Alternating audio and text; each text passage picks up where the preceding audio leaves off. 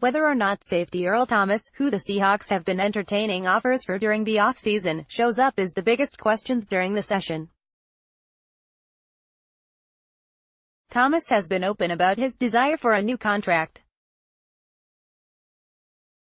For the first time since New Year's Eve, when the Seahawks trudged off CenturyLink Field dealing with the disappointment of their first non-playoff season since 2011, the entire team will reconvene and run plays between the lines Monday. The occasion is the beginning of organized team activities, the first time this offseason the Seahawks are allowed to pit offensive and defensive players against each other on a field.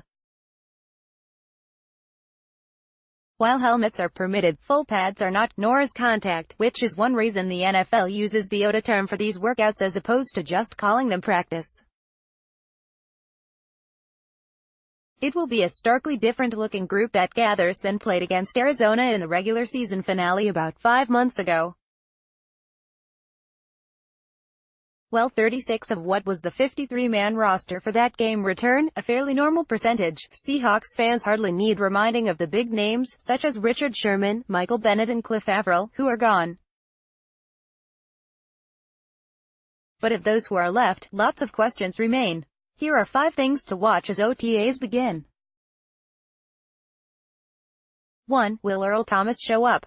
Thomas, who the team has acknowledged listening to trade offers for, has so far been absent from the team's off-season program, and it's worth reiterating they are all technically voluntary until minicamp June 12 to 14. While rumors persist, and likely will all off-season, a trade doesn't seem likely at this point, with the draft in the rear-view mirror and Seahawks brass insisting he is staying put. But Thomas would still like a new contract by the time training camp rolls around, and staying away appears to be Thomas's way of making that clear. Or, maybe, he simply doesn't want to risk any injuries during workouts he is not contractually obligated to attend, as Bennett did the last few years. Since OTAs are voluntary, there's no punishment for not attending and little the team can do other than send a gentle nudge that it would prefer he attend, which Coach Pete Carroll seemed to do a few weeks ago when he said, Phase 3, OTAs, is around the corner for us, so we'll see. The smart money is probably on Thomas not showing up until he has to. 2. How quickly can the rookies adapt? While the rookies got on the field 2 weeks ago at rookie minicamp, OTAs will mark their first time going 11 on 11 against the veterans. Even in the limited scope of OTAs, facing veterans can be an eye-opening experience for rookies, and for coaches it can be the first chance to get a sense of how ready some of the rookies are to contribute. All of the rookies are intriguing in their own way, but it'll be hard to take eyes off Shaquem Griffin, who, along with all else that greeted his drafting by the Seahawks, is making a transition to weak-side linebacker. 3. What will the offensive line look like? Sweeping assessments of line play are difficult in no-pad, no-contact situations such as OTAs. But with the Seahawks starting over with a new offensive line coach, every practice matters and will help set a foundation for the season. The assumption is that Seattle's starting line for now looks like, from left to right, Dwayne Brown, Ethan Pochak, Justin Britt, DJ Fluker and Jermaine Ifedi.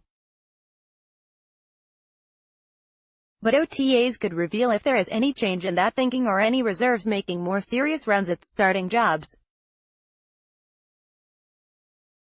4. How will the kicking battles begin to unfold? The Seahawks have intriguing battles at all 3 specialist positions, with Sebastian Janikowski and Jason Myers duking it out at kicker, rookie Michael Dixon and John Ryan at punter, and undrafted rookie free agent Tanner Carew and Tyler Ott at snapper.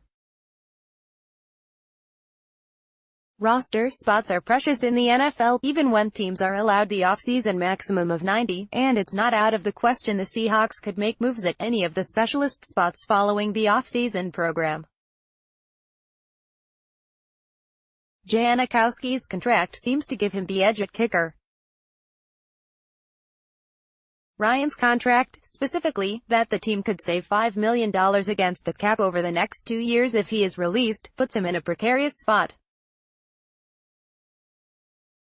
Carew comes in highly touted as a snapper some thought was worthy of getting drafted. First impressions over the next few weeks could also turn into lasting ones. 5. Can QB Alex McGough keep his rookie minicamp momentum going? McGough, a 7th-round pick from Florida International, was the surprise star of rookie minicamp. He did a lot of good things, Carroll said at the end of rookie minicamp. He can throw all the passes. He's got a big arm.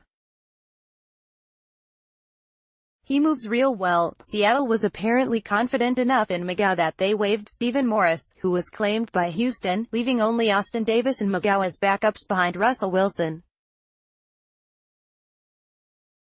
But as noted, the minicamp performance was against rookies, more than two-thirds of whom were tryout players. Doing it against veterans, even if Thomas isn't there, is a different deal. If McGough continues to impress over the next few weeks, then he really could become the player who is the literal play away from being the quarterback of the Seahawks.